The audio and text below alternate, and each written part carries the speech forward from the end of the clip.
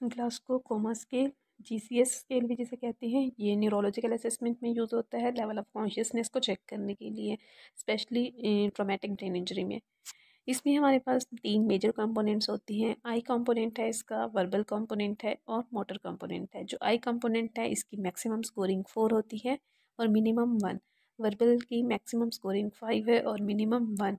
इसी तरह मोटर की मैक्सिमम स्कोरिंग 6 है हमारे पास और मिनिमम 1 होती है।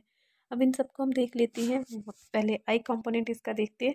आई में क्या होता है कि जब भी पेशेंट स्पॉन्टेनियसली हमें रिस्पॉन्स करेगा, आई ओपनिंग वो रिस्पॉन्स देगा हमें, तो हम उसे मैक्सिमम स्कोर देंगे 4।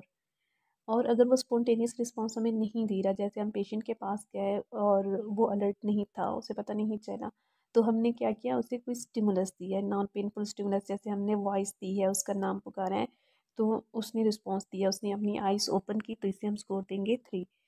इसके बाद अगर हमने उसका नाम भी लिया, वॉइस स्टिमुलस पे उसने कोई रिस्पॉन्स नहीं दिया, तो नेक्स्ट हम क्या करेंगे, उसे पेनफुल स्टिमुलस देंगे। उसका जो स्टर्नम है वो पिंच कर सकते हैं, उसका जो फ्रंटल बोन या स्ट्रेबिसिमस होते हैं उसको कर सकते हैं। उसमें हम कोई भी पेनफुल स्टिमुलस देंगे पेशेंट को, तो वो अगर पेनफुल स्टिमुलस पे आई ओपनिंग रिस्पॉन्स हमें दे रहा है तो 2 स्कोर होगा, और अगर वो इवन पेनफुल स्टिमुलस पे भी रिस्पॉन्स नहीं दे रहा, अपनी आइज़ ओपन नहीं कर रहा, तो 1 रिस्पॉन्स होगा, 1 स्कोर होगा। अब सेकंड कंपोनेंट आ जाता है हमारे पास वर्बल रिस्पॉन्स। वर्बल में क्या है कि मैक्सिमम 5 स्कोर होता है।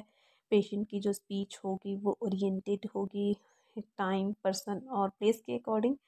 4 जब पेशेंट की स्पीच कंफ्यूज्ड होगी। 3 में क्या होगी, इनएप्रोप्रिएट वर्ड्स प्रोडक्शन होगी, और मतलब उसके सेंटेंस वो ठीक से नहीं बना सकेगा 3 में। और 2 में क्या है कि वो इनकॉम्प्रिहेंसिबल साउंड्स बनाया प्रोड्यूस करेगा, मतलब कोई प्रॉपर सेंटेंस, कोई प्रॉपर वर्ड्स नहीं होंगे बल्कि साउंड्स होंगी। और 1 पे कोई रिस्पॉन्स भी नहीं होगा। थर्ड कंपोनेंट आ जाते हैं हमारे पास मोटर रिस्पॉन्स। मोटर में हमारे पास है कि अगर तो हम जो भी इंस्ट्रक्शन पेशेंट को दे रहे हैं, जो भी कमांड दे रहे हैं, वो उसको फॉलो कर रहा है, तो हम उसे स्कोर देंगे 6 मैक्सिमम जो कि होता है। और अगर वो पेन को लोकलाइज्ड कर सकता है, पेन के अकॉर्डिंग वो मूव करता है, move to the localised pain, तो हम 5 स्कोर देंगे। अगर वो हमें फ्लेक्स विदड्रॉल रिस्पॉन्स दे रहा है पेनफुल स्टिमुलस पे, तो हम 4 देंगे स्कोर। और अगर वो फ्लेक्शन में जा रहा है, फ्लेक्शन एबनॉर्मल फ्लेक्शन पोस्चर उसका है, तो 3। अगर एबनॉर्मल एक्सटेंसर पोस्चर उसका है तो 2 स्कोर होगा। और अगर कोई भी रिस्पॉन्स नहीं है तो 1 रिस्पॉन्स होगा। अगर हम इन सबको ऐड करें, 6 + 5 is equal to 11, 11 + 4 is equal to 15, तो GCS की टोटल स्कोरिंग हमारे पास बनती है 15। जब भी 14 15 होता है तो ये ऑलमोस्ट नॉर्मल कंसीडर किया जाता है। 13 मतलब माइल्ड ब्रेन इंजरी, अगर तो 8 टू 13 के दरमियान है तो फिर ये हमारे पास मॉडरेट ब्रेन इंजरी होगी, moderate level of consciousness, loss of consciousness होगा। और अगर लेस देन 8 और 3 के दरमियान है तो ये कोमाटोस पेशेंट होता है, सवियर ब्रेन इंजरी को इंडिकेट करेगा।